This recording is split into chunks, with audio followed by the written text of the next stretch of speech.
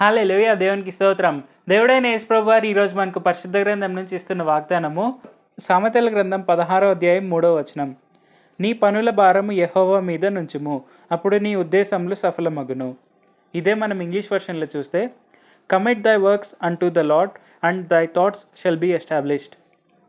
So మనం ఈ వచనం కనుక మనం చూసుకుంటే ఇక్కడ ఏమర్థమవుతుంది అంటే, మనము ఏదైనా పని స్టార్ట్ చేసేటప్పుడు మనము తెలుగు వర్షన్లో చూస్తే మన పనుల భారం అని ఉంది.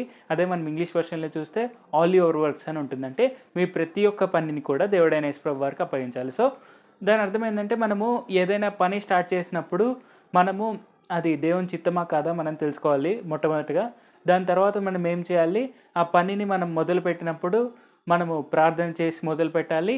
అలాగే మనం పని అంతటిలో కూడా మనం ప్రార్థన చేస్తూ ఆయన సహాయాన్ని కోరుకుంటూ ఆయన కాపుదలను మనం ఎప్పుడూ పొందుకుంటూ మనము ఆ పని అనేది కంప్లీట్ చేయాలి. సో ఆ పని అనేది మనం పూర్తి చేసే టైం వరకు కూడా మనం దేవుడైన యేసు ప్రభు వారిని ఎప్పుడు ప్రార్థిస్తూనే ఉండాలి.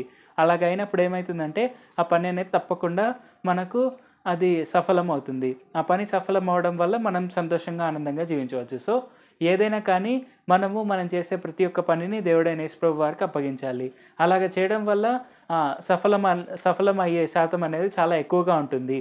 అది మనకు ఫెయిల్ అయ్యే ఛాన్స్ అనేది చాలా తక్కువ ఉంటుంది. అది మనకు సఫలమయ్యే ఛాన్స్ అనేది ఎక్కువగా ఉంటుంది. సో ఈ విషయాన్ని మనం గుర్తుపెట్టుకొని మనం ఏ పని చేసినా కూడా దేవుడైన యేసు ప్రభు వారికి ప్రార్థన చేస్తూ, అలాగే మనము ఆయన కాపుదలను పొందుకుంటూ మనము ఖచ్చితంగా ముందుకు సాగాలి. ఆయన తప్పకుండా మన ప్రార్థన వింటారు. ఆయన తప్పకుండా మన పనిని సక్సెస్ చేస్తారు. మన పనిని సఫలీకృతం చేస్తారు. ప్రార్థించుకుందాం.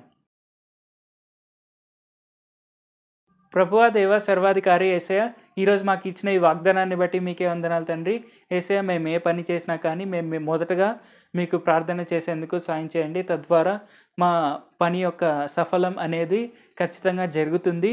అది ఖచ్చితంగా సఫలీకృతం అవుతుంది. మేము సంతోషకరంగా జీవించగలము అని మీరు మాకు ఇచ్చిన ఈ గొప్ప వాగ్దానాన్ని బట్టి మీకే వందనాలు తండ్రి. ఈ విషయాన్ని మేము తప్పక గుర్తుపెట్టుకొని మేము ఏ పని చేసినా కూడా ఆ పనిని మీకే కమిట్ చేసేందుకు సాయం చేయండి. మాకు ఆ స్వభావాన్ని దయచేయండి. ఈ వాక్యం వింటున్న అందరూ కూడా తప్పకుండా మిమ్మునే తమ నిజరక్షకులుగా అంగీకరించి ముందుకు సాగేందుకు సాయం చేయండి. యేసు నామములో అడుగుచున్నాం తండ్రి. ఆమేన్. Thank you Jesus. దేవుడు మిమ్మును ఆశీర్వదించును గాక.